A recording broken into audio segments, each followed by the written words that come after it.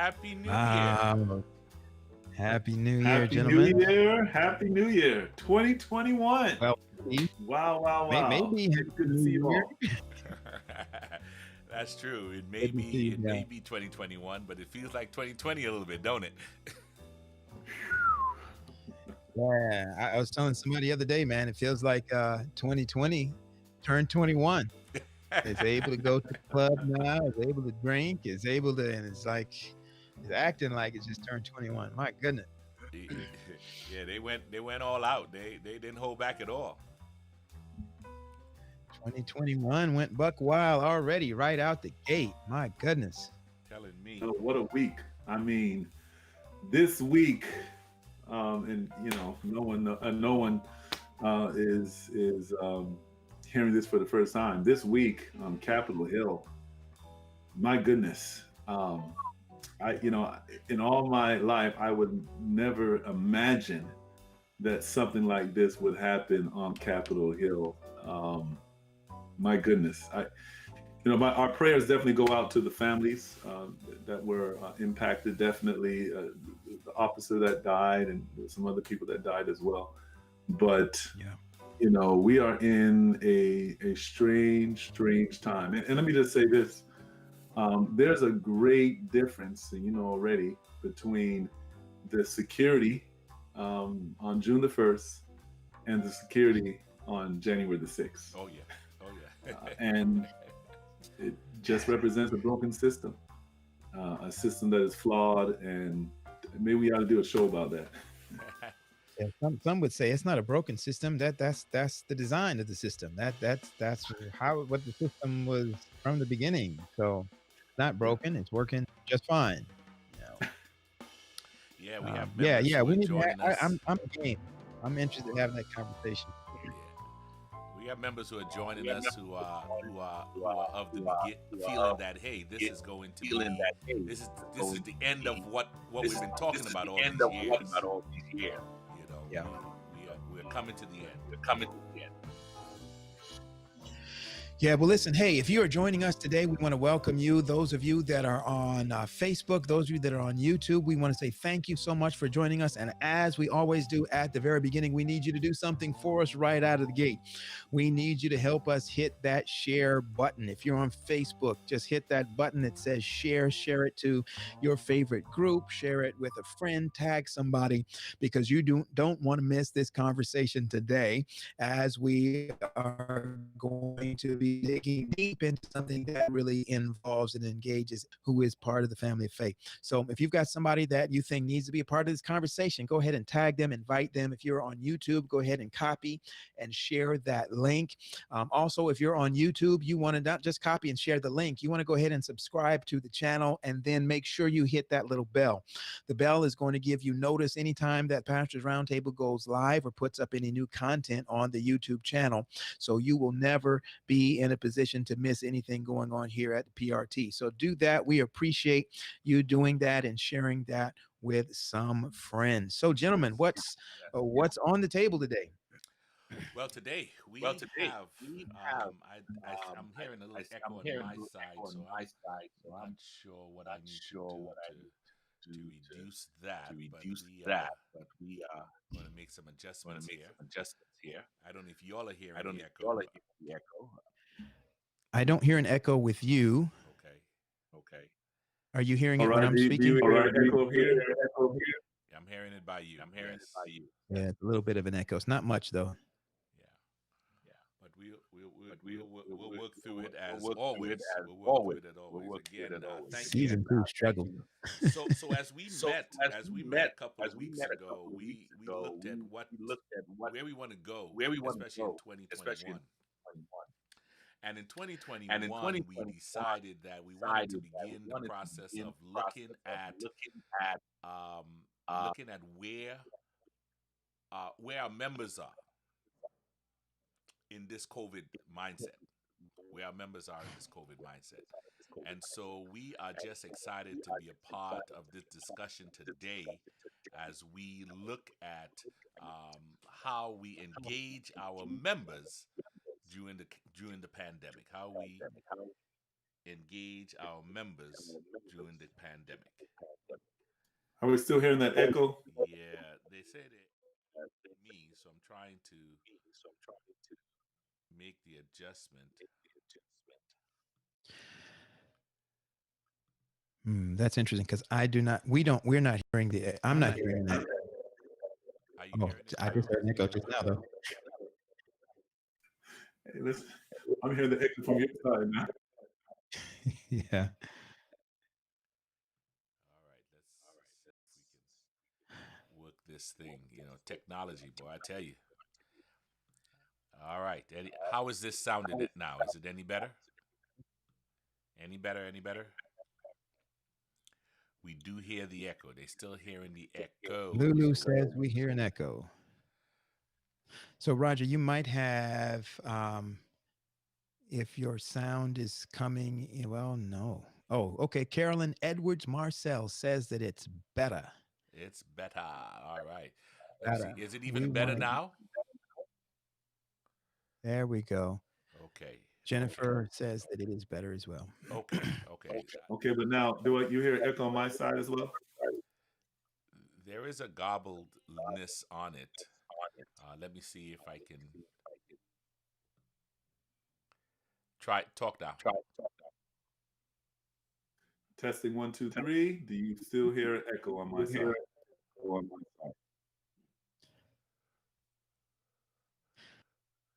Guerda says yes. Lulu says yes. Yes. Valerie says only with Pastor Wade. We need to hire these guys to help us with our tech. I moved to a headphone so that it can be reduced, and we're getting more feedback.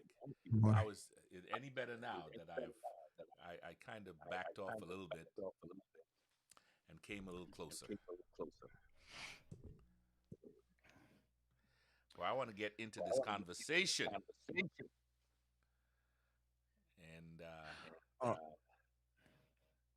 we are.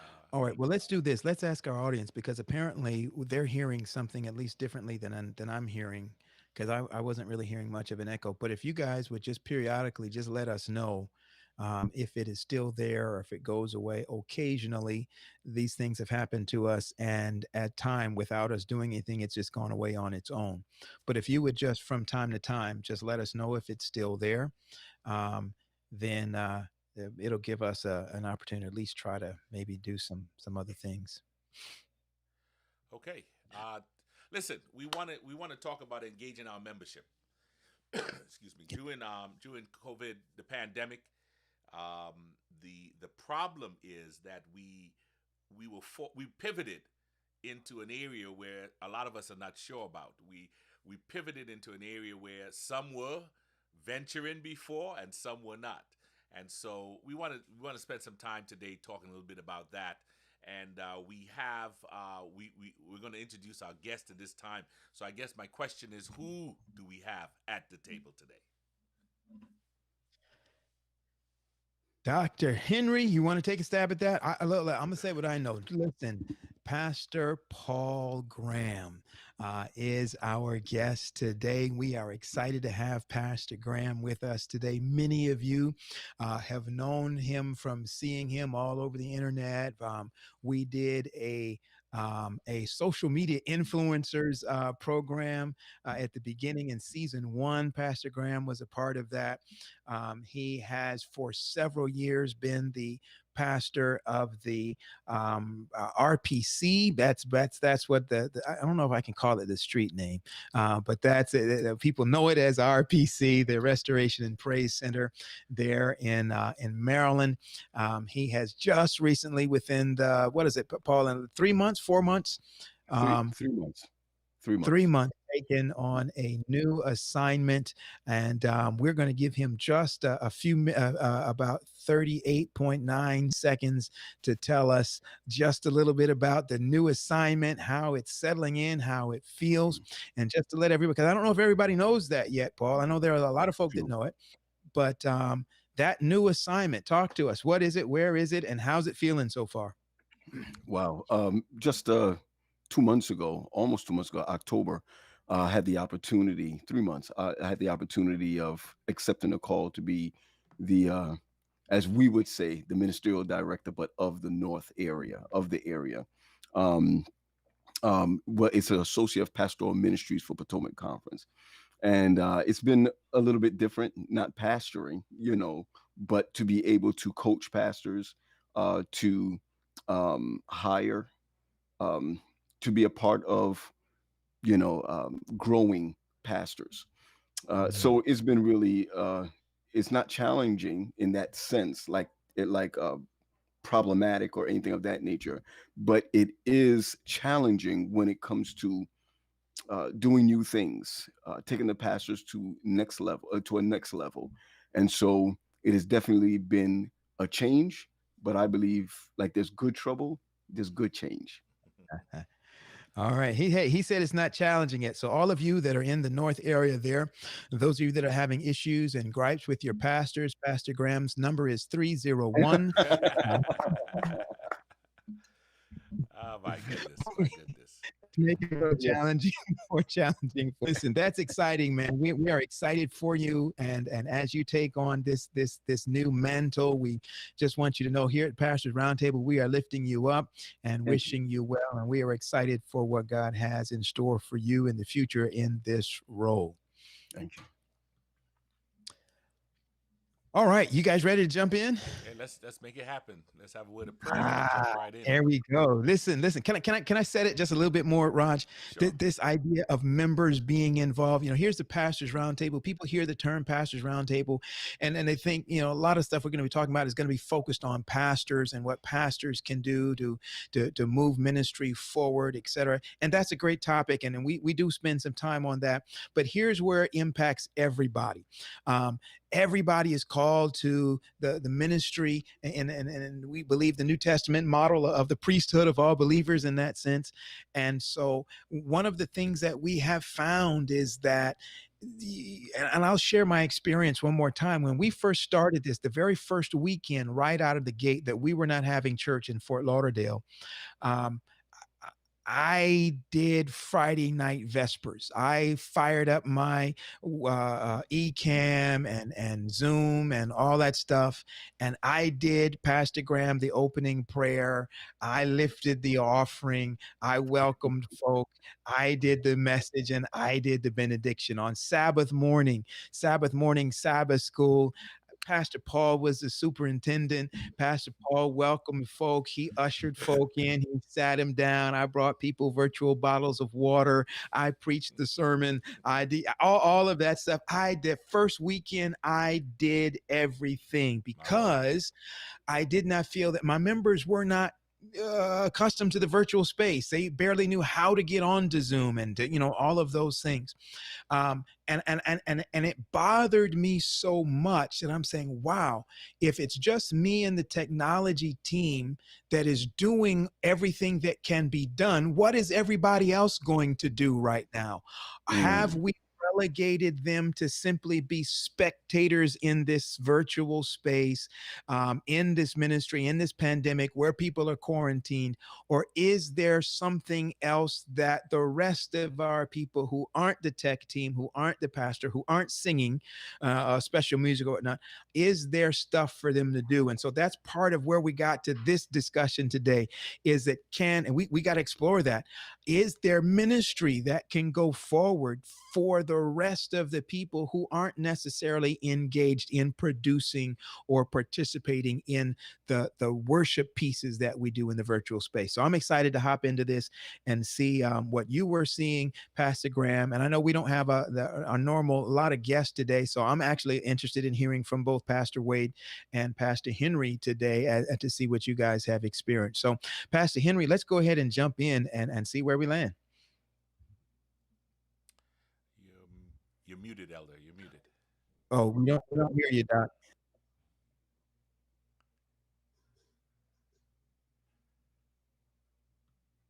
Not yet.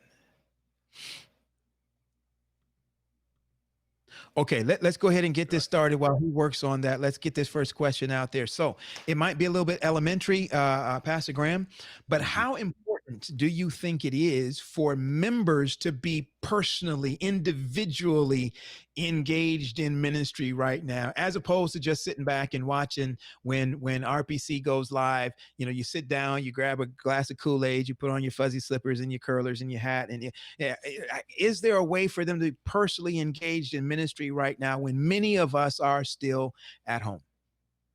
Yeah. One of the things that I believe that, and I think that's a strong question, not elementary at all. The reason why I say that is because it is so important that the members are engaged, even in the Sabbath worship online. And I'm not talking about offering. You know, many times you listen, they say, this is your time. Oh, now it's Yes. my time, what, to give my money, you know, and that is not, even though it's a part of worship, that's not what we're talking about. Being engaged happens before Sabbath worship. Being engaged happens before you get that countdown and then you're on. Throughout the week, you ought to know or engage people by being able to call out their names of certain things that has happened during the week. They can also be engaged by asking them to write out a couple of, write out your prayer requests, text out your prayer requests, text out who you want to pray for. Text out your testimony in a sentence or two. That is a definite way that people can be engaged in the worship experience. Or more than that, just go on your phones, tell us your testimonies, and email it, and we'll play it. You see where I'm coming from? So there's so many different ways that members can be engaged on Sabbath while the worship service is being online. Now, I share that with you because I do believe that this is an era and a time of laziness. And we as pastors need to be very mindful and careful that that this is not a spectator sport, but that there's got to be a level of involvement.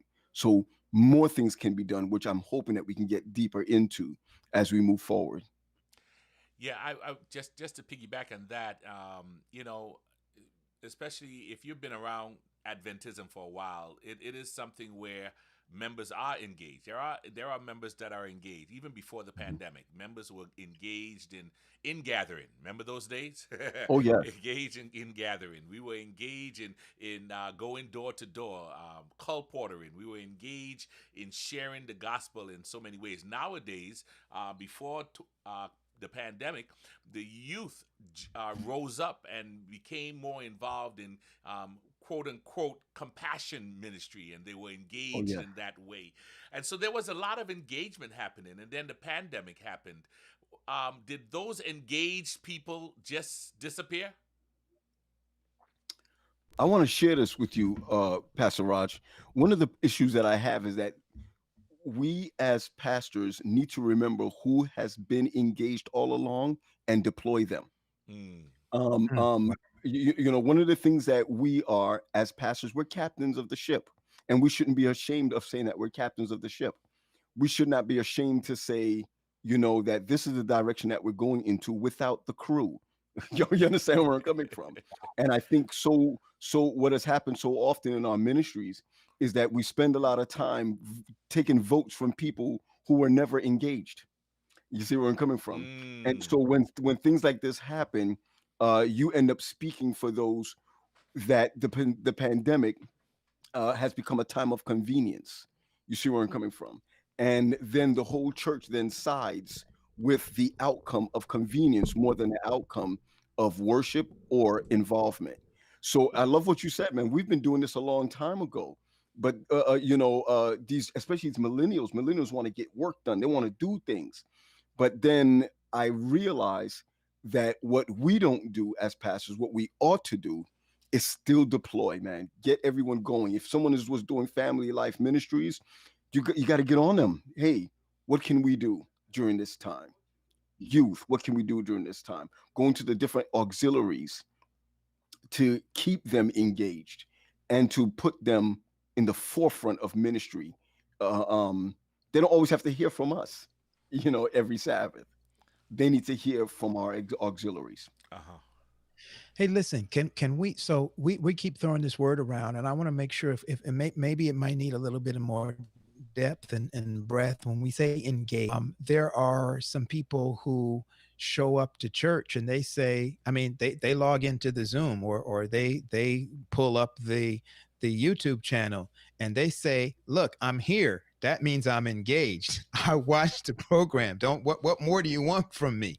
Um, so when we say engaged, there are some people are saying, "Yeah, I showed up." That means that shows I'm engaged. So when we say engaged, are we what exactly are we meaning? Is that enough? Are we wanting more? How would we define that thing about being engaged? Um, are we Well, you know asking? what? I'm sorry. Yeah, go ahead. Go ahead. I'm sorry. This is one of this is one of my favorite subjects.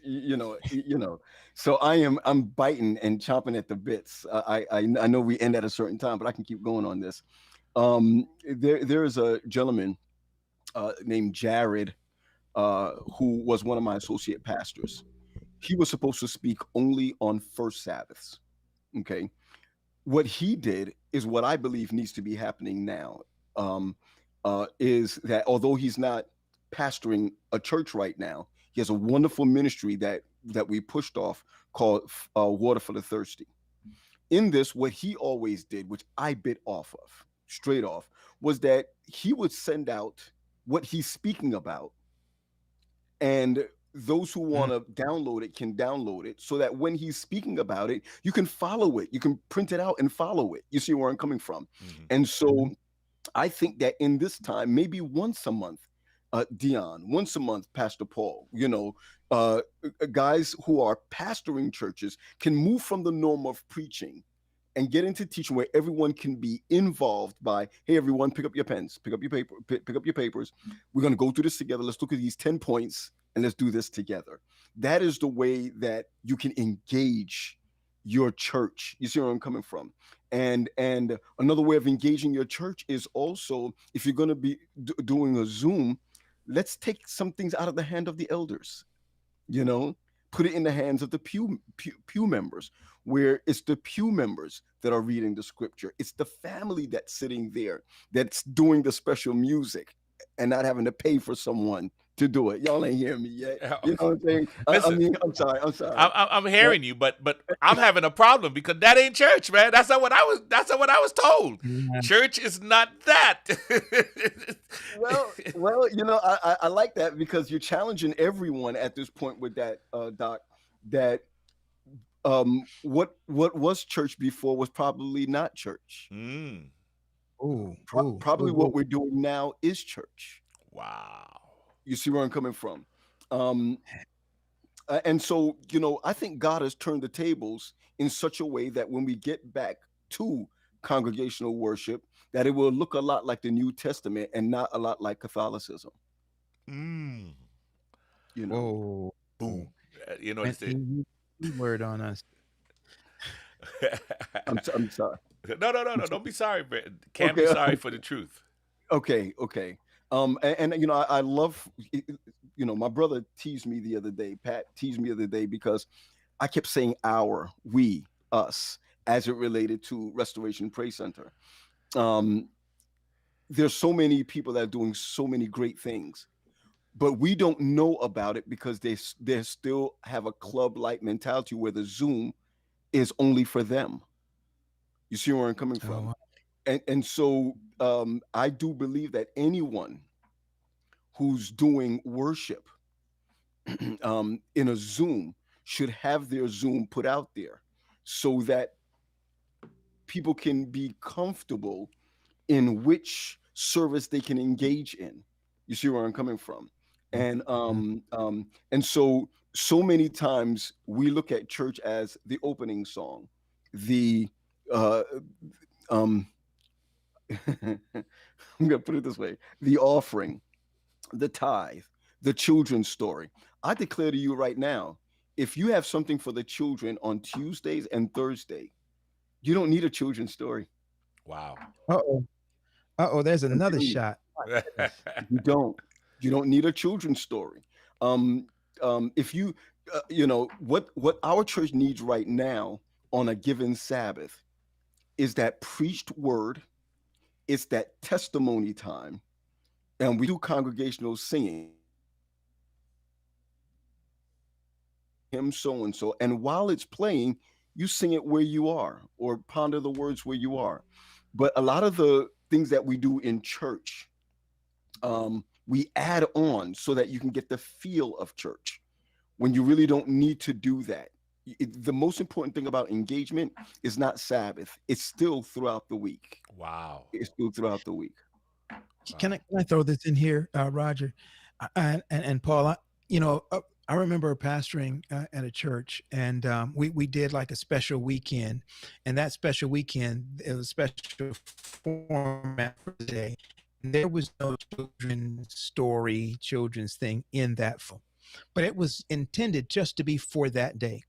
The next Sabbath, it was inadvertently not put in the program, not on purpose, wasn't my call or anything like that. It was inadvertently not put in. And so we didn't have it now 2 weeks in a row.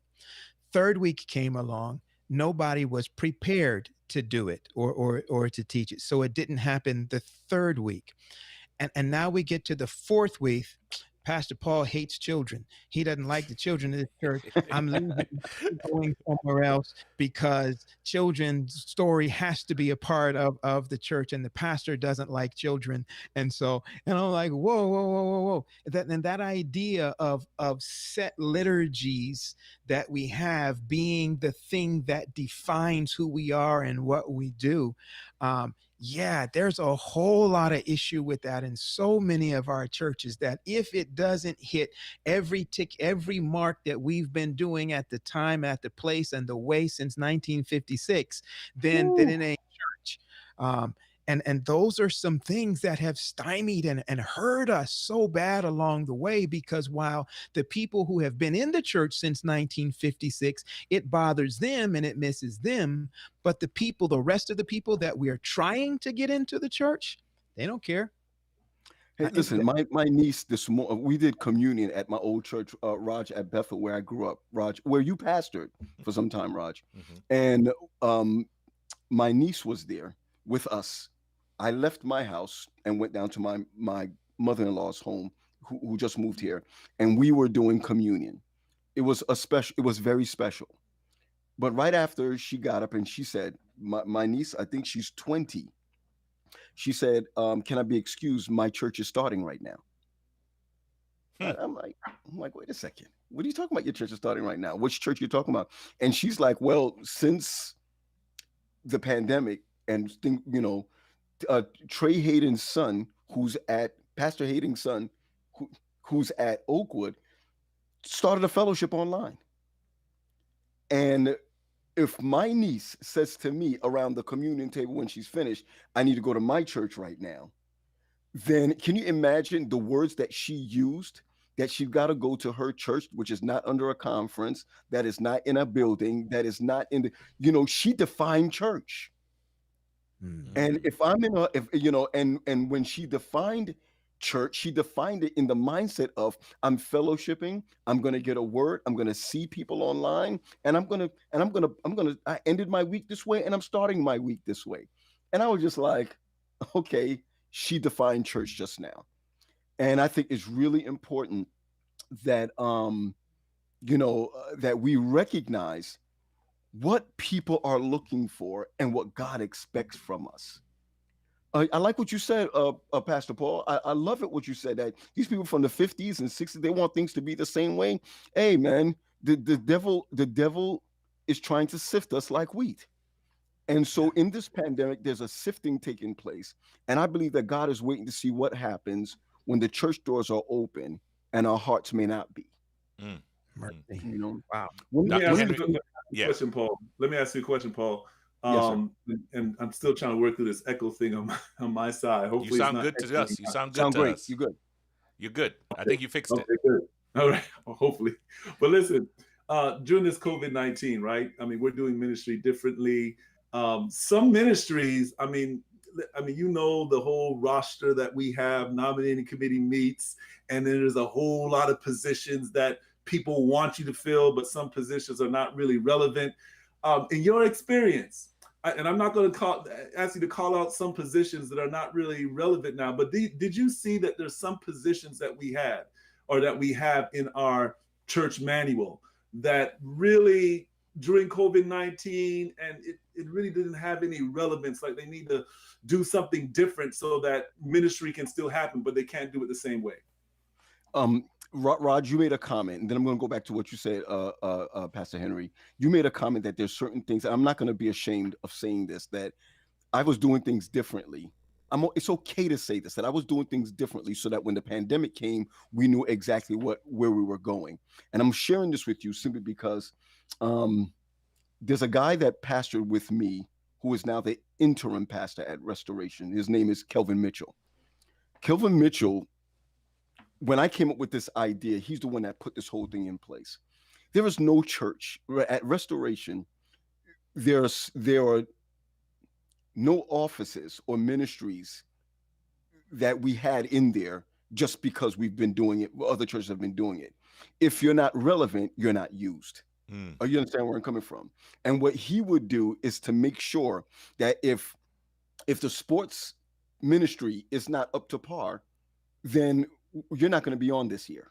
You understand where I'm coming from? And so I really, if anyone is in the chat room or anything, you want to, tag him or ask Kelvin Mitchell about that style of checking ministries. That's what needs to be happening now. During COVID, there are some ministries that does not make sense for the time that we're living in right now. And let's give some examples. Let's give some true examples. Go on and say it. I know your heart hurting you. Go on and say it. Teach us, man. Teach us. We need to be mindful that this highlights if the deacons are really deacons and if the deaconesses are really deaconesses. If we've been using the deacon and deaconess to close up church and open up church and there's no need for a key, what do they do now? Wow. Yeah. Okay. Wow. And one of the things that we were doing at one particular time that even millennials were not ready for was that the teaching of the Sabbath school lessons were happening by the deaconos, the deacons. Deacons are teachers. And so what I found is that deacons were furniture movers, and now there's no furniture to be moved. That's What right. happens now? And so I'm given an idea that I would put out there that your deacons will do well as grow group leaders. Even if don't leave those to the elders. We keep saying the elders need to do this Bible study with this group and this group and this group. No, the deacons need to be with that group that's in that part of Florida, and that group in Florida and that group's in Florida. The elders need to be the advisors to the pastor. You see where I'm coming from? So you see, we're the praying group of the church. We are the deploying of the church. But the deacons, if they're not opening doors, what are they doing? So, and even the deaconess, So that was a high office that I want to use as an example. Or you understand where I'm coming from? But if my church before was very, very much on point with grow groups, then the pandemic would have been a joy. You see where I'm coming from? We have 22 different groups in our church that comprises all of the church. And people were asking, well, you know what? I'm an introvert. Why would I want to be with a group? But you would see that the strongest people at Restoration Praise Center right now, the strongest people at Beltsfield Church right now, I'm calling churches in this area, the strongest people at Seabrook Church right now, Senior Pastor Damian Johnson, they are the ones that are strong because during the pandemic, they're still together like house churches in Acts. You see where I'm coming from? So one of the things that I've learned from Pastor Kelvin Mitchell is that we as a church during the pandemic now, this is what he talked about 11 years ago. Now it is important for us to gather. I'm sorry. It's not important for us to gather. It's important for us to scatter. You see, now God has put us in a place where, what is it called again? That social media causes us to scatter. That's why there should be no Zoom closed rooms. Hmm. I need to say that when you were talking about the deacons taking a more leadership role in church, I remember when I introduced the idea of a deacon reading the scripture during communion. Heresy. Yeah, Heresy. no, and it came from the deacons. The Okay. deacons themselves were like, Pastor, you really want me to do this? I'm not sure. Sometimes even our members that you want to help them to see a new thing, they themselves hold themselves back. Uh-huh. Uh-huh. Uh-huh. So, Dion, I'm sorry. uh, I'm sorry. no, I was Go going to ahead. say, so during COVID-19, is it easier for members to get involved, or for the average member to get involved, or is it more difficult, given that positions have to change? What they thought was their duty now, they used to open up the door and they enjoyed opening up the door, but now they're not opening up the door, right? So is it easier, just based on your purview, is it easier for the average member to get involved in ministry right now, or do you think it's harder? Um, it's easier, but convenience makes it harder. Laziness makes it harder, but it's more convenient. One of the things, Dion, you're pastor in Altamont Springs. Let me just give an idea. Okay. Um, you're a pastor. Do you have a second? Do you have an AP? Do you have an assistant pastor? No. Okay. Here's an idea. One of the things that I did when I was pastoring is that every Thursday, I did a closed Zoom. I gave it to all of my members. That is your moment for meeting with me. Anybody can meet with me every Thursday for 1 hour, 7 to 8 o'clock. That's it. You see where I'm coming from? Dion, I guarantee it, you and Pastor Paul, if you said to your church members, "Hey, I'm available from 7 to 8 on Zoom. I just want to see you. I just want to a fellowship with you." You would find more people coming on there. You know why? Because there's no special prayer, there's no music, there's no so and so, whatever. They're just with their pastor. That is it. And you know what? It is easier, D. It's easier to see your to see your members during this time than to have to go to that house, that house, that house, that house, that house, that house. You see where I'm coming from? That's what I mean by easier. Do you understand where I'm coming from?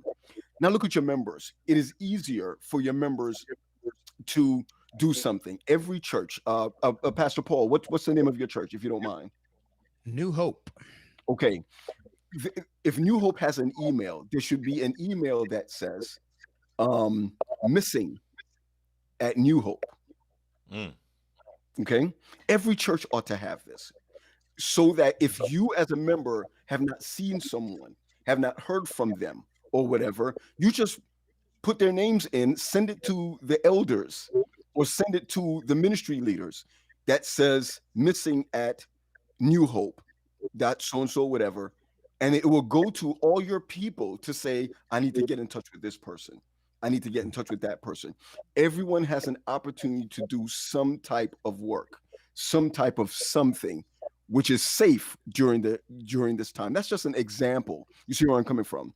But one of the things I think that we need to be really careful of is to become, as pastors, to become lethargic also. It's easy for us to become lethargic. And we have 6 days, or let's say we have 3 days to really plan out what we want to do and how we want to do it. The rate of the church is as the rate of its leader. Mm. The rate of a country That's right. is as the rate of a leader. Like I can admit, my first 7 years at RPC was much different than my last 5 years. And I'm saying this because I went along with a lot of what people wanted in my last 5 years. In the first 7 years, it was a joy to be the captain of the ship. Oh, you understand where I'm coming from? And everyone looks to the captain of the ship. So I'm not blaming the church for taking a lull. I'm blaming myself as the senior pastor, the one that God put in charge to say, now that there's a pandemic, what are you going to do? You see where I'm coming from? Not what the deacons are going to do, not what the elders are going to do. What are you going to do? And I want to share this with every pastor that's listening, and I'm hoping that every member is understanding this, that if you're not lifting up the hand of the pastor, you're in the way. If you don't agree with the pastor and you don't come to the pastor and speak with the pastor, you are in the way. A good pastor is thinking about this pandemic every day and what to do. You're thinking about what you need to do at your job. And the one day that you come in to be an advisor, you want to be the chief. And I want to be clear that I've always told all of my associate pastors that when people come in and they try to steer the ship in another direction, they forgot that you've been thinking about this for 7 days. And so in the pandemic, each leader, whether you're a pastor or whether you are a ministry leader, need to devote time to how we're going to get this thing done during the pandemic. Listen, if I can, I want to back up just a little bit because I want to toss this at Paul. You mentioned something in that first segment about being involved, and we tried something when we were talking about liturgy and some of the format, and I want to bounce something off you and our audience today, and Dr. Henry and Pastor Wade, you were a part of this for me about a month ago. I decided I was going to. I put a flyer out that said, "My sermon this Sabbath is going to be 9 minutes and 57 seconds." I'm sorry. Okay. Something like that. And I said, "I'm preaching the first part of the sermon. I need you to come into our Zoom room." I put this out on Facebook and help me preach the second part. So I preached my prophetic 9 minutes and 57 seconds. Probably was closer to about 12 minutes or so. And it was on this text about what was it? I'm trying to remember the text now. In any case, I preached the first part of the sermon, and then I invited people in, and then we did breakouts where they took where I started with the sermon, and then in 3 different breakout rooms, they all had an assignment to kind of digest that, chew that, and come up with something, and then come back at the end. We took that and we translated that concept in December into an evangelistic context.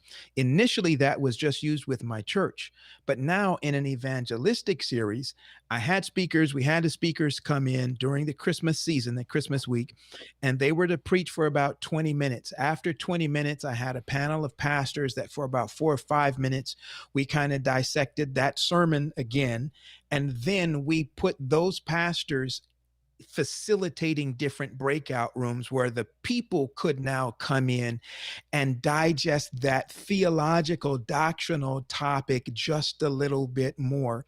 And what we found is that the people were like, "Pastor, why haven't we been doing this all along?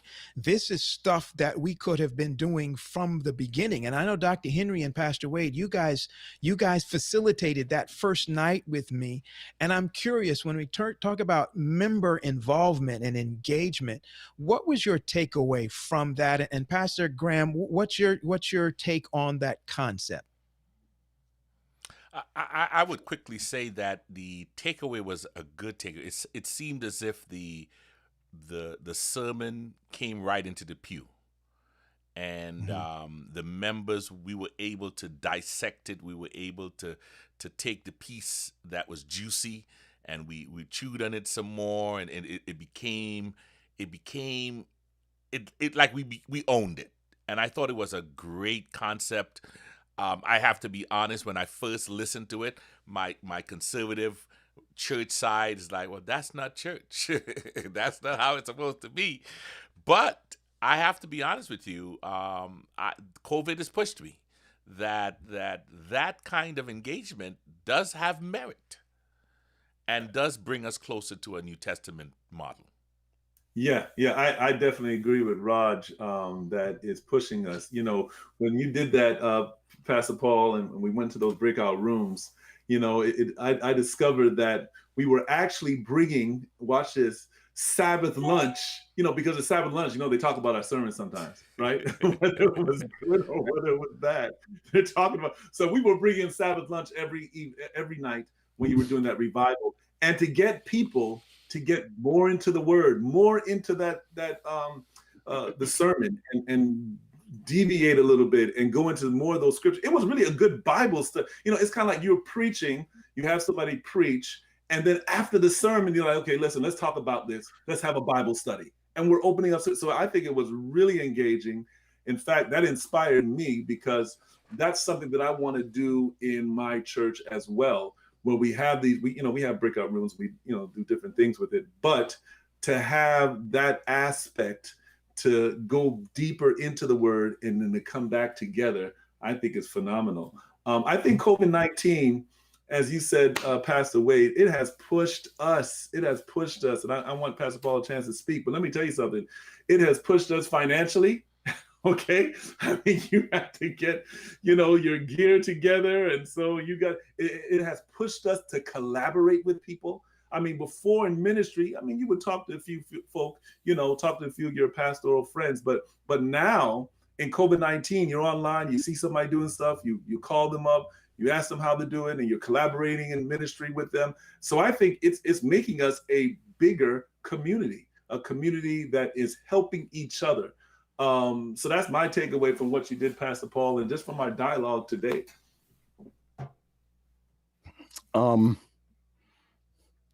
It's very different when you pastor a millennial church, which I probably would never do again. I would probably never sit. I would probably never want to pastor a millennial church again. And the reason why I say that is because I was not ready for what they needed. You understand where I'm coming from? Or I had to conform a lot to where they needed. And Pastor Paul, what I mean by that, and I say that respectfully, not that I had a problem with, that they had a problem with me, is that I came from a very conservative background. That when you did what you did, Pastor Paul, was like, he's got to be out of his mind. What are you doing? Come to find out that when the ideas of younger elders said, hey, let's do this, let's really do this, we've got to shake it up a little bit, because now we're reaching all generations. At one point, we were not reaching the generation Z, and we still have problems reaching Gen Z right now, even while we're online. We're still not reaching them because we're still playing the same music. Our transitions, young people want to see the transitions from one person to another person come out right. You understand where I'm coming from?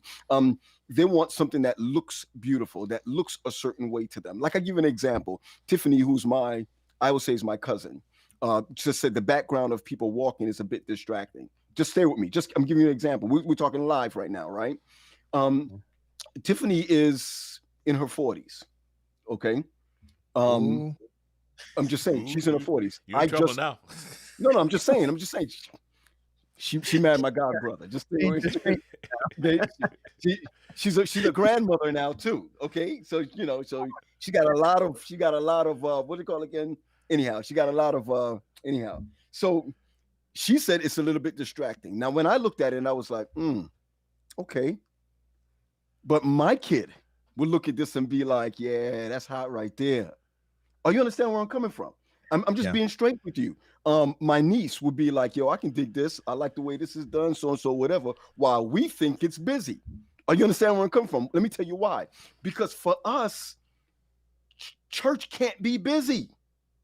It's got to be one way, or it's got to be a certain way. And I'm not saying Tiff is wrong, but what I'm saying is that I put my preference on what church should be. And what God is saying right now is, I tell you what, with this pandemic, I want Pastor Paul to flip it on them. I want Pastor Dion to flip it on them. And when people come back and say, what are you doing? We've got to be so sure of what we're doing that we're saying, I heard God. I heard God. And that's it. Are you understand where I'm coming from? This is a great time for us as pastors to be so in tune with God during this time that we're not questioned on our leadership. You see where I'm coming from? If there's any time now that the people are looking for leadership from their pastors, it's now. You understand where I'm coming from? And so here's the issue. Paul, what you did, you can if you were doing that 5 years ago, you probably would have had like crazy millennials in your church, and the older folk could have been like, yo, I'm out. Probably so. But the truth of the matter is what you did was bend for God. You understand where I'm coming from? And what God is forcing us to do at the true church is to bend for God. Mm. Here's what's interesting. A few months ago, we did a series on what was the that last series, The Builders. Yes, the builders.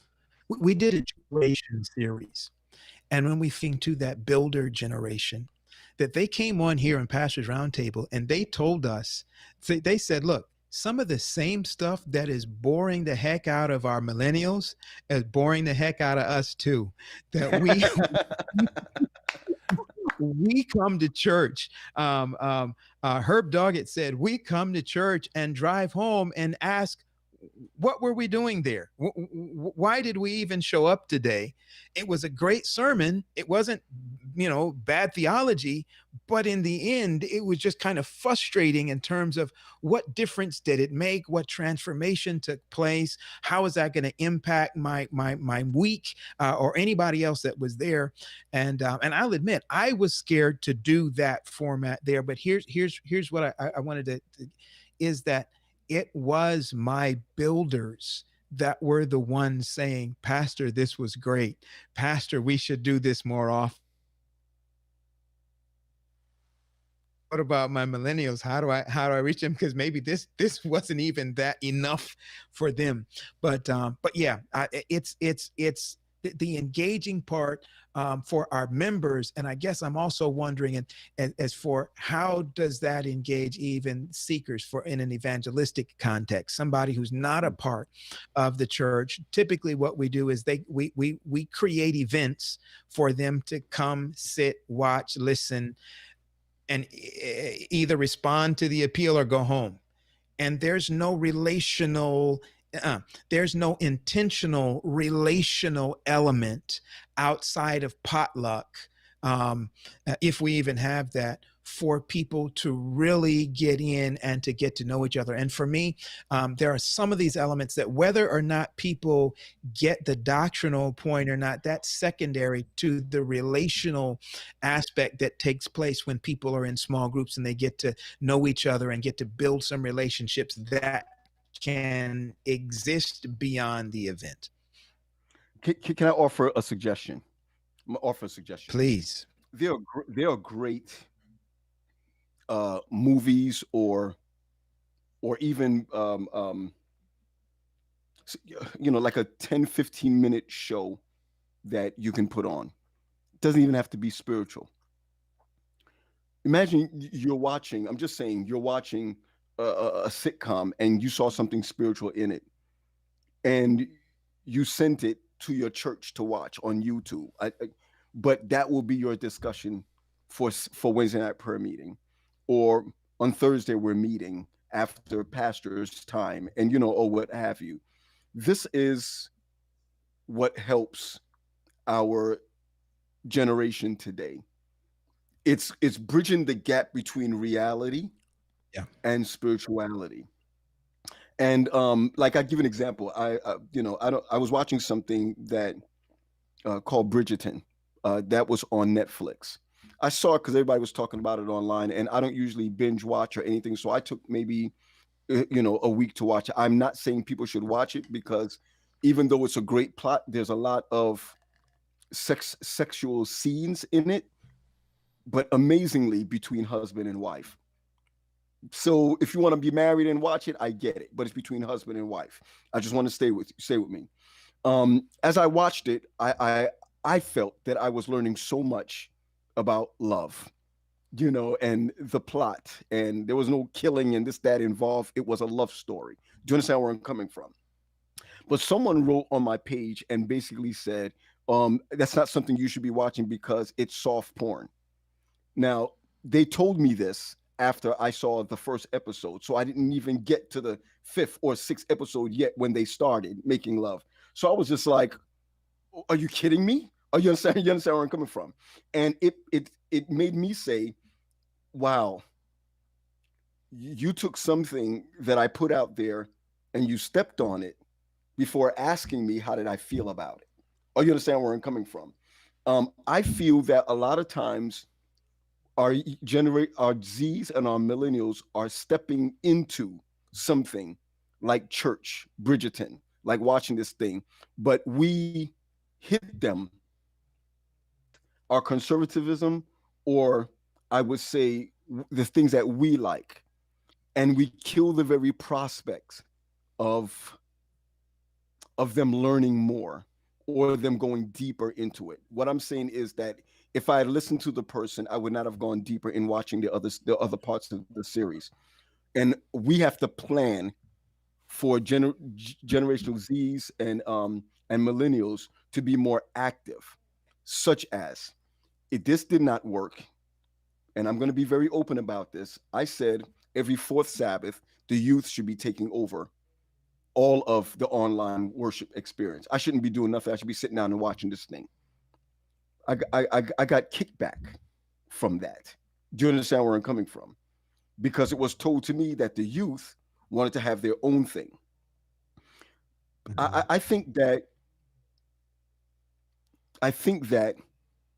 if churches will allow their youth to take over what we have been doing for the longest time, we can learn. And I felt like we missed the learning opportunity. And so many churches today are not only missing the learning opportunity, but we're also missing the time to to to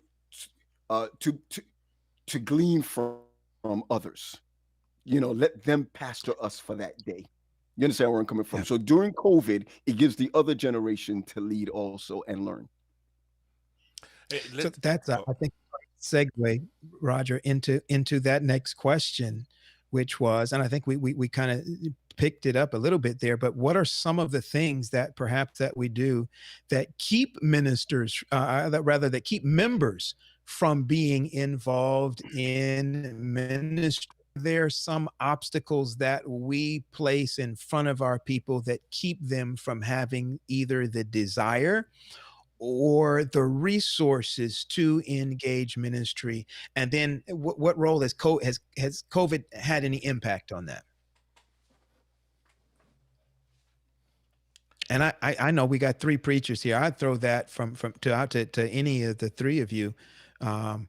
If you have seen that, what are some of the obstacles that we throw or that keep members from being engaged in ministry? And what kind of impact has COVID-19 had on those obstacles? Let me jump in. I think the committee.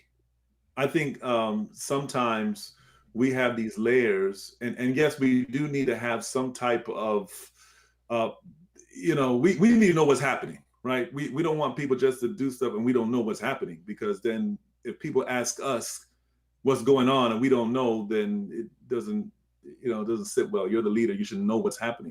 But I think that we have so many layers, for people to get involved. Sometimes it is a hindrance, man. If I have to, I present a plan to this committee, then I got to wait for another committee, then I got to wait for another. I mean, that's a hindrance. I just want to do ministry, and I could just go right around the street, and I could do something myself right now. COVID-19, have my online ministry, and say, forget it. Forget you all. So I think committees is a major hindrance.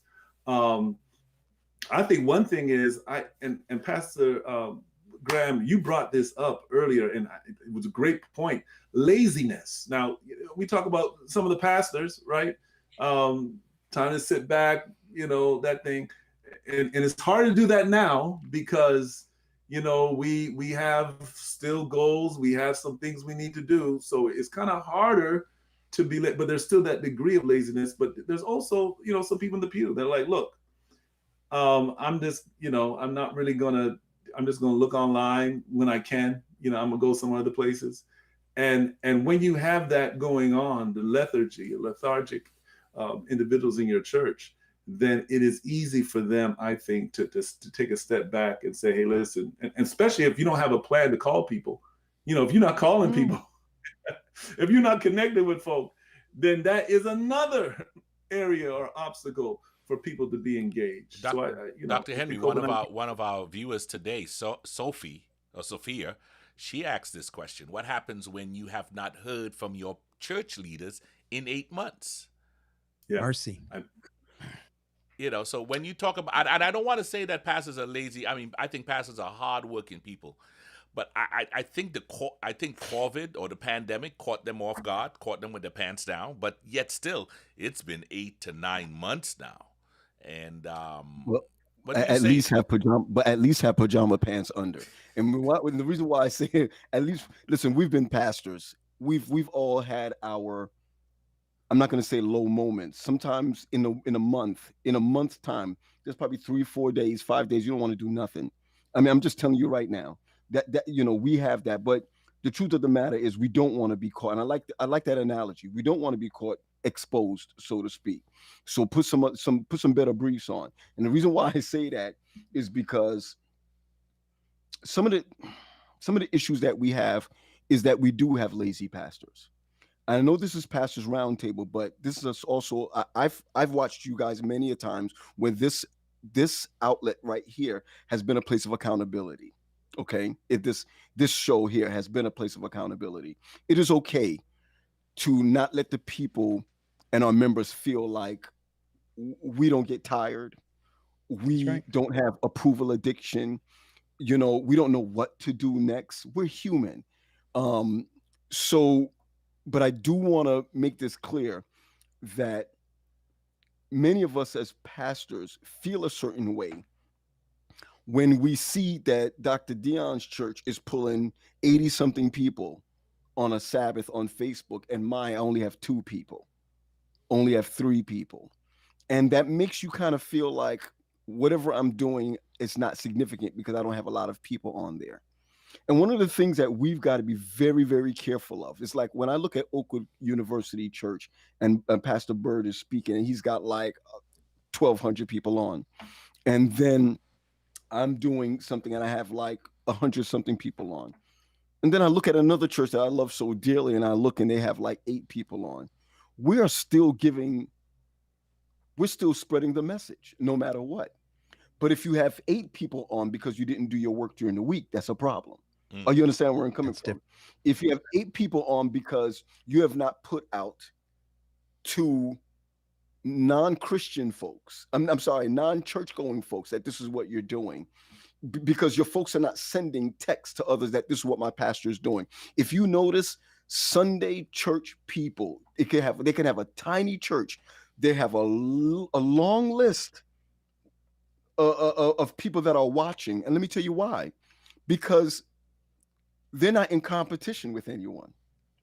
Their work throughout the week is that they're sending this link to all of their friends. It's on all of their Facebook pages. They're sending out to everyone. Their job for the week is to make sure 25 of my friends are going to be there. We don't do that in the Adventist church. You see where I'm coming from? The link is put up when? On Friday. You understand where I'm coming from?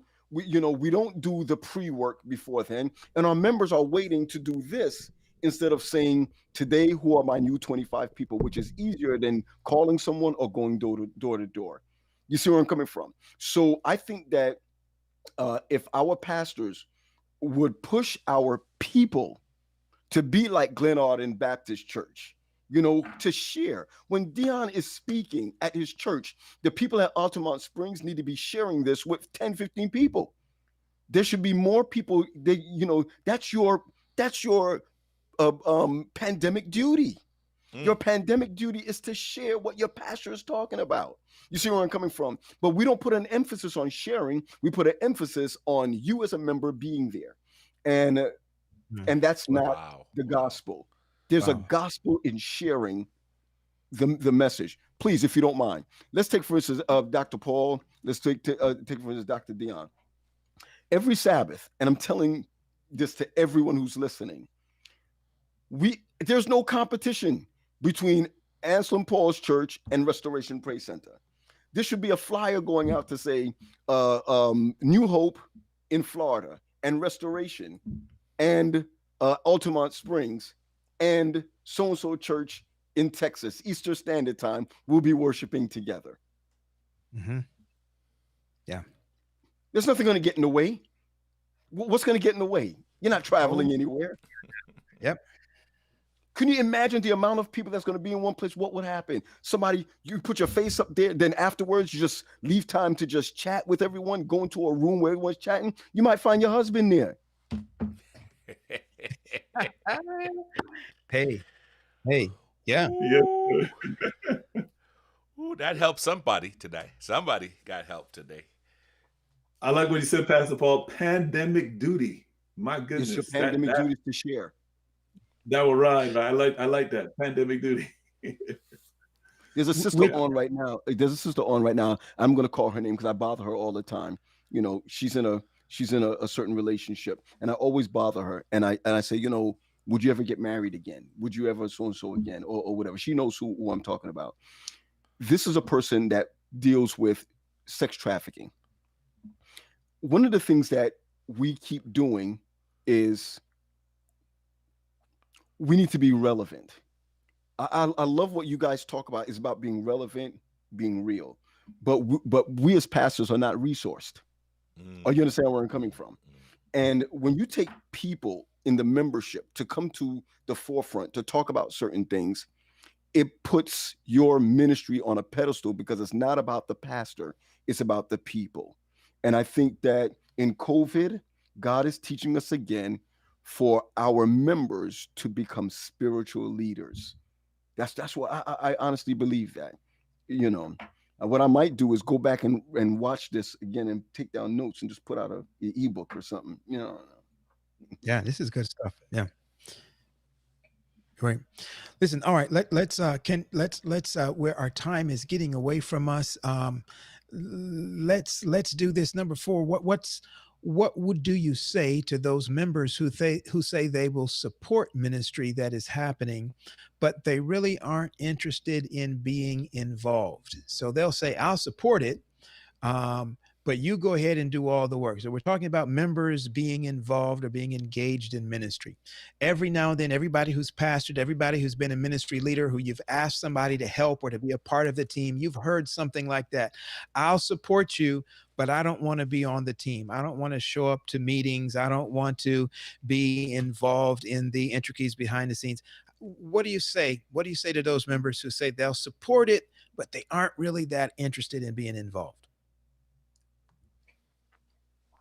It's a cop-out. I'm not gonna I can say this right now because I'm not at a church. All right. It's a cop-out. God is not looking for half-baked workers. That is the very example of the few. I had an argument with this young lady in England. Many are called, but few are chosen, or something of that nature. I think it's you limit God based on saying I'll be in the background and watch, but I will support you. I don't need your support. God needs you at work. That's like telling God, you know, I want to be a Christian, but you know what? But this is how I'm going to do it. Wow. It just doesn't work like that. You know, I'm gonna call Roger. I'm gonna call Pastor Wade out there. Pastor, you know that you've pastored some great churches in Northeastern Conference, and those churches stayed full not because of Pastor Wade's preaching. It's because there are people in the church that he can look at and say they're working, even if he's not. And I don't see that a lot outside of Northeastern Conference. I'm going to be honest with you, because you may find it in Florida and whatever, but I'm going to say this, that too often people are not working up to par because we as pastors give them a pass. I've done it. I've given people a pass, and it's not the way to go. We've got to hold people accountable for what God is expecting from them. There are too many places in the Word of God when Jesus tells us that you don't put your hand on the plow and turn back. You can't do it. And one of the reasons why we can't do it is because, and even if my brethren who are online right now, who are pastors, is because when you are plowing the field, you're plowing the field with seeds that have already been fallen. Mm. You see where I'm coming from? If you turn back, what's going to happen to the rest of the seeds? You Mm. see where I'm coming from? Mm-hmm. What's going to happen? You're saying I'll support you. What, you're going to put on, get pom poms and support me as I push the plow, and you sitting back there? No, Wow. it doesn't work like that. You brought up an interesting point about the responsibility of the leader. I remember pastoring a particular church in North America. I'll put it that way because I've pastored on both coasts. And one I asked a member of another church to come play the organ for us because we didn't have an organist for the day. And his pastor actually called me on the carpet about it. And I was like, but that's up to the member. That ain't, that's but he taught me that. This pastor, this senior pastor, taught me that it was his responsibility as the under shepherd to watch out for his sheep Come and on, to Dion. engage his sheep. Go, Dr. Henry. You could have. No, stop. I was blown away because that's not how I learned it in school, or I didn't see that. But I realized that if I am going to be their pastor and to engage them and get them moving, I have to kind of be jealous about it, just like how God is jealous about me. Absolutely, you're right. You're right. Can I offer a tool? Can I offer a tool if you Mm. don't mind? Please. There's a tool that's called Community Church Builders. I don't know if any of you ever heard about it before, but the Potomac Conference used it about maybe 6, 7 years ago as a tool that we can keep in touch with our members and poll our members and uh, all kinds of things of that nature. I know that it may be a little bit, I don't know how expensive it is, but we've used it for a couple of years now. I saw what someone said online, and I think it's really important that we know who we're pastoring. One of the issues why we can't get certain things off the ground because we don't know who we're pastoring. Mm. A couple of people thought I was crazy, but when pandemic hit in March, the first thing that I did was I got in my car and I went to members' homes and knocked on the door, went back in my car, and I said, I just want you to see your pastor. Um, I call members, I put them on in my phone, and I just text them, "How you doing today?" This is not a random call. This is me. I want to know how you're doing today. Check on birthdays, check on anniversaries, check on how they're doing at work. This is what I did. And for 3 hours every day, I did work for 3 hours every day outside of the worship experience. And by the time that the worship experience is happening, they're coming on because if they are not being true to God, it's going to sound bad, family. They're at least going to be true to their leader. Mm. Do you understand what I just said? Not everybody comes to church because of God, you know. But if you're not coming for the Lord to learn something, you're at least coming because your pastor made himself available to you. It may sound sacrilegious, pastors, but I need you to know that that's why God needs us to be Him right now. You see where I'm coming from? So we've got to still do the work that God is asking us to do. Um, no lazy pastors. God is not looking for lazy pastors. Could you not stay with me 1 hour? Could you not stay up with me 1 hour? Just 1 hour. And if we worked 1 hour on our membership, we could reach at least 15 people in an hour per day. Mm. 15 people. And we don't got to reach them by a phone call. It's a text. And if they don't text back, say, "I'm texting you." This is your pastor texting you. And I think it's okay. So if you have like 300 people in your church, Pastor Henry, or even, you should at least every month send out a text, even if it's a mass text. a mass text. I know there's a mass text, but I'm interested in each one of you. You understand where I'm coming from? And I'm not downing anyone. I'm just saying that the pandemic is the time for us to do a special reaping. Good stuff. Good stuff. Dr. Henry, we can't hear you again. We see that you're trying to be heard. Well, I got it going on today. I need my headphones that I don't have, so I'm trying to make sure there's not a big echo when everybody else is talking. But here's the thing. You mentioned a lot of gems, and what I'm hearing you say, Pastor Grant, is membership engagement is so important for the pastor now, especially during this pandemic. You mentioned some ways on how we can motivate members, and that is engaging them, teaching them. Are there any other ways in which we can motivate our members to let them know, hey, listen, there's some things that they can do now in COVID-19? Are there any other ways that you can think of how we can motivate our members besides, checking up on them and really, doing our pastoral duties by making sure, we're there, we're involved, we're, there to pray for them. We just want to know how they're doing. Are there any other things that we can do? And can I add something to that, Dr. Henry? So the role of not just pastors, but you got a lot of ministry leaders out there who are getting burnt out because they feel like they're doing it on their own. So sure, pastors, is there anything to say to pastors, but what about even the ministry leaders who are also trying to inspire and motivate team members to be engaged and to be involved right now?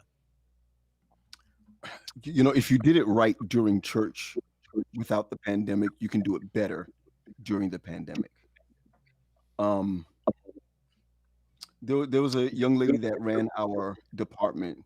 What is it called? Not IT, our sound AV department. A young lady ran it, and there were not the same people every week. Every week it was someone different. It was someone different every week. That helped for there being no burnout at all. There's some people who don't believe in burnout. They can work, and it's what motivates them to keep going. I only know a couple of pastors like that. But I would surely say that some of the things that we can do, again, is knowing by at least putting out something to their emails to find out, what should I be doing better? You understand? People love to give advice.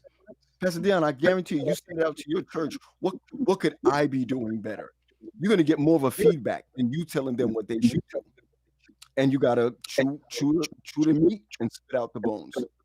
And one of the things of my success, I believe in my success in ministry, is that I had people around me that were not afraid to be like, are you crazy? You understand what I'm saying?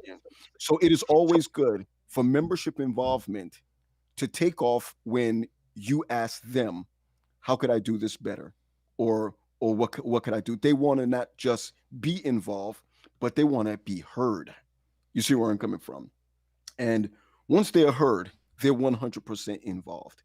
One of the things I also want to add is that we need to be able to lead people to be leaders. Way too often, we're doing the Wednesday and Sabbath thing.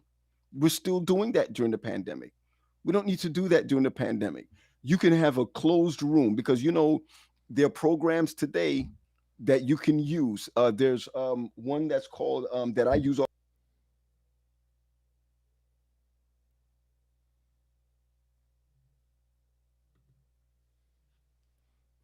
I apologize. I was saying that you can use something like Wirecast. Like I use Wirecast.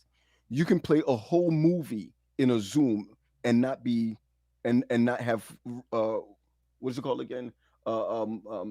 And not have infringements, copyright infringements. Monday, you could have something for the kids to watch. It's just a movie for the kids to watch at 7 to 7:45, so the kids can see themselves. You understand where I'm coming from? On Tuesdays, you can have the women's ministry. Every Tuesday, the women's ministry is doing something. Wednesday, the church is at prayer session.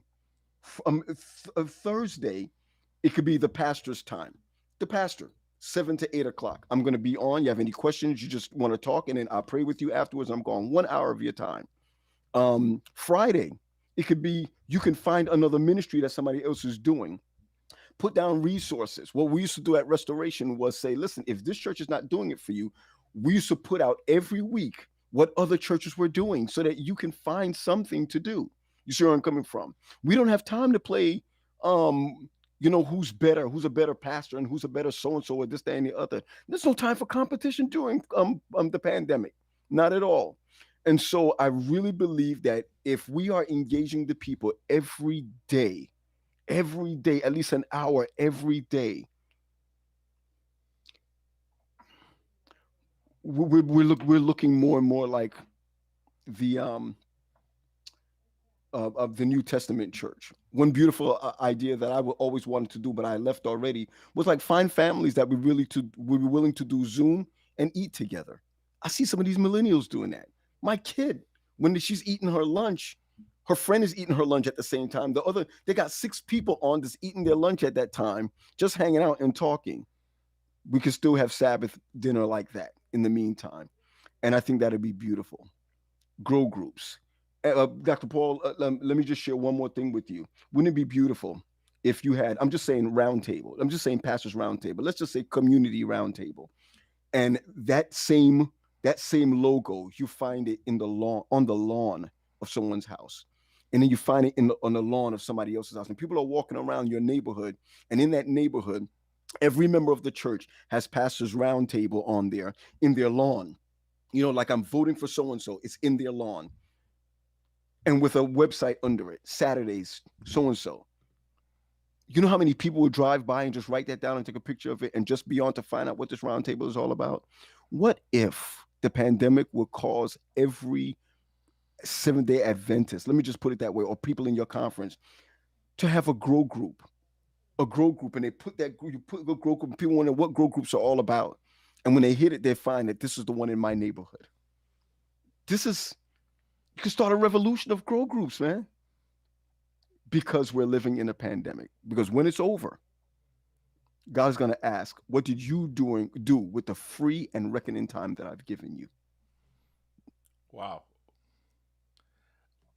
I don't know. Pastor Paul, you're muted there. Let me see if I can help you out. All right, go ahead, Pastor Paul. Oh, okay. All right. I'm sitting here, man, and I'm thinking as you're talking about the Monday, Tuesday, exactly the Acts 2 church. And there were added to the church daily, such as should be saved. Didn't say once a quarter when we do an evangelistic series, didn't say once a week when we do a church.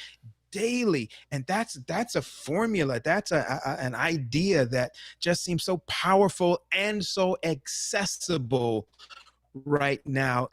Powerful stuff. Great stuff. Yeah. Listen, I'm sorry, Pastor Wade. Yeah, before we we're going to start winding down here. Our time is gone, but we kept talking about engaging the members and the work that we have to put in. Pastors will have to put in to make it happen. But what about those pastors who are working? Those pastors who are what can you a lot of people say, well, COVID-19 slowed us down. But to be honest with you, I'm more busy than I was before COVID.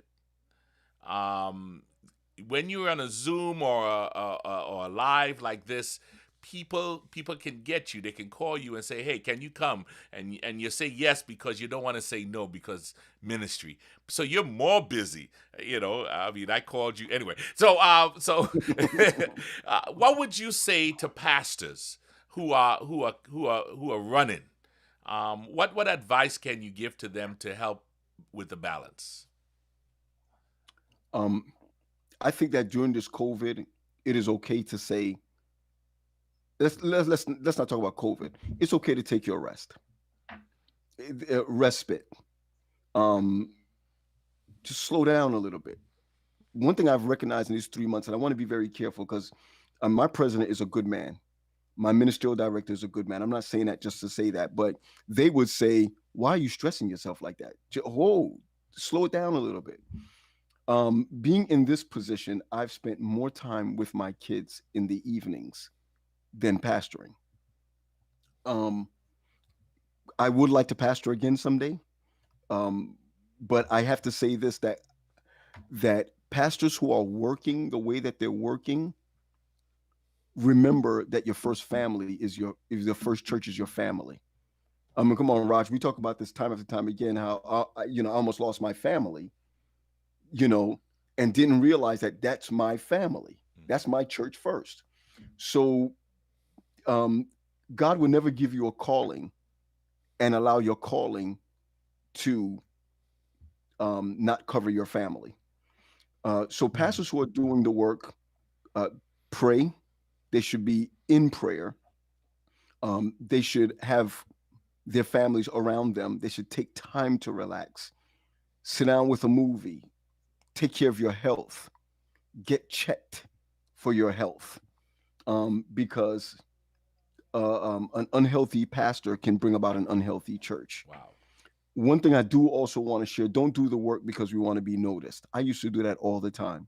I'm not trying to be funny. I'm not talking about. And look, fam, I'm not talking about 5 years ago or 4 years ago or 3 years ago. I liked looking at my numbers fly when I'm online. I'm trying to tell you that that was such a selfish thing from Paul Graham. What I realize is that if God wants me to do something, He's doing it because He wants me to reach someone. And if only one person get it, then they got it. I think that pastors should not make themselves. If you're doing a good work, you should be in competition with yourself and the Holy Spirit, not with other people, not at all. And so that's what I would say. Stay the course. Keep your hands on the plow. Keep on moving, um, because at the end of the day, the glory goes to God. Okay, can I share one thing with you? Do you know that most of the time, if we live long enough, if I'm talking about the four of us live long enough and we don't die in service, we're not going to get accolades.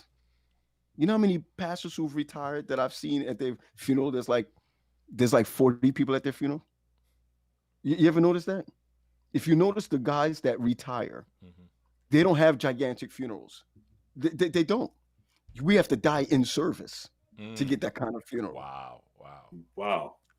And I've seen some funerals where I look at some great people. Do you remember even Elder Brooks? When Elder Brooks passed, it wasn't jam packed at Sligo Church. Oh, man, we're just as good as our last sermon, family. You know what I'm saying? All we got is our wives, our children, our close family friends, and if you're lucky, have a pastor friend who cares. If we're lucky. So to all the pastors who are listening, your best bet is to make God proud, keep your family close to you, and look forward to the second coming of Christ. Wow. Wow. Oh, Wow. boom. Man, listen, Pastor Graham. Man, we love you, man. It's an honor. It's an honor. I'm going to tell y'all a secret. I'm going to tell y'all a secret before we go, before you take my camera off. So I was talking to my brother the other day. I totally forgot that I was with you in the very beginning, that I was with you on a show in the very beginning. And I said to my brother, them old bums never even asked me to come on, man. I forgot, and I cussed you all with Pat. They got these good programs. They never call me, so and so, whatever.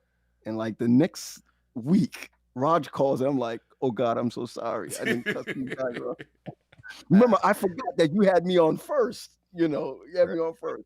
I just want to tell you, thank you for what you're doing. I watch Gary, my brother, is always sharing this with others. Pat usually doesn't have time because I'm just saying he doesn't have time because he's usually doing something, and and me too. But this is just so awesome, and thank you for taking the time out of you guys' busy schedule. People don't recognize that when you do this, even during the pandemic, you're setting aside your time. You guys are setting aside your time. I know that I gotta go, but I just want to, if you don't mind, I want to pray over the three of your lives before I go, because what you're doing is absolutely awesome, making sense. It is relevant and it is real. If you don't mind, if I could pray over your lives before I go. Please. Father God, I bring before you Dr. Dion. I bring before you Pastor Paul. I bring before you Pastor Wade. And I ask you in a special way that as your Holy Spirit urges them to do what they're doing now, may they hold to the plow. May they push the plow, not only on their strength, but with your strength also. I'm asking you to be with their families. We know how the devil gets upset when we do the right thing. So I ask you, Lord, that you give them power like never before. And even though it's just a few of us watching, I beg of you, God, that we'll be satisfied because you are watching. In Jesus' name, amen. Amen.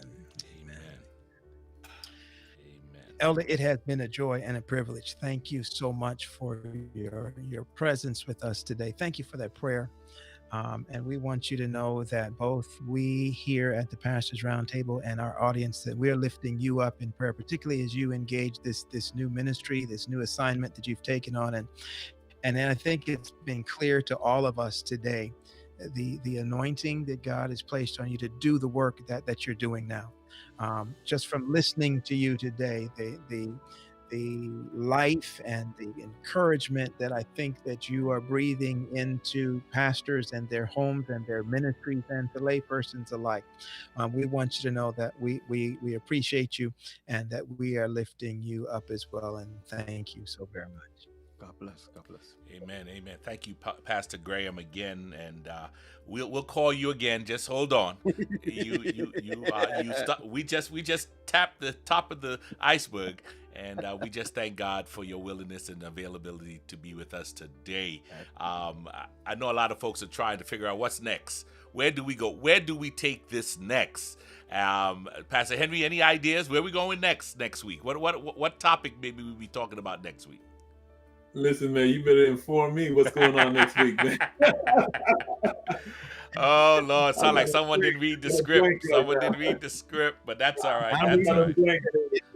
We are next week. It says we are crushing the social media platforms for churches next week. If I'm reading my paper right, we're dealing with next week. There are churches that are out there that are doing social media and doing it well. And I know when we hear social media, we think Facebook and YouTube, but there's a whole lot of others that are out there. We want to expose you to some of those next week. We want to expose you to some churches that are doing just an awesome job in social media. If you've got a tech team, if you've got a church that just wants to expand your reach in social media, you need to be here next week. Yes. And join our Facebook page, the group page, actually, the Pastors Roundtable group page, and share your ideas there. We'll be dropping some more resources in that group. We'll share a little bit of what Pastor Paul shared with us that he's using in his context, and hopefully we'll have some others from around the North American division. But we thank you again for being here with us. Want you to remember that we are going to be back here again in this space at 3 p.m. Eastern, 2 p.m. Central next week. Next week we'll be back here. So thank you for joining us at the Pastors Roundtable, where we aim to help you keep ministry relevant, resourced, and real. God bless you all. All righty. God bless.